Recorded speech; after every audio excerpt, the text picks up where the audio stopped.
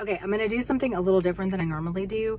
So normally I'm coming at you with employee engagement and retention and leadership development tips. This kind of falls under that, I guess. But what I wanted to just share today is kind of a teacher trick and a facilitator hack that, one of the worst things that it feels like can happen if you're facilitating a session or if you are even public speaking is if the audience is like crickets and they don't respond to questions that you ask.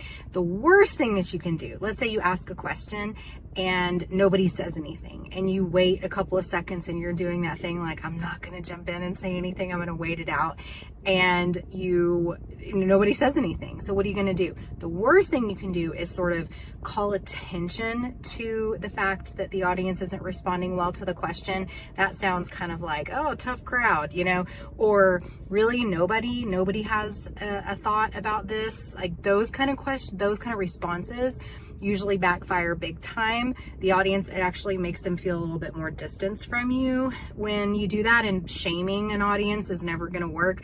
So what you can do instead is just very confidently redirect. So let's say you ask a question and nobody responds. You can, wait a few seconds, and then when nobody says anything, you can say, well, the reason I ask is because, and then you just carry on, right? Or maybe you ask the question, nobody answers, and you say, one common response that I get from HR professionals that I talk to is X, Y, or Z.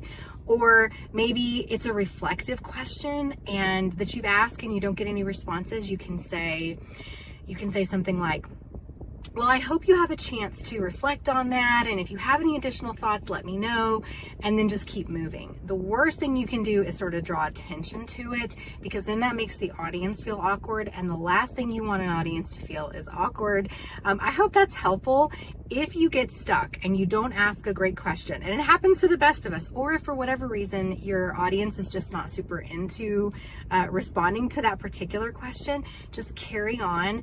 Don't do the tough crowd bit. That's only going to backfire on you.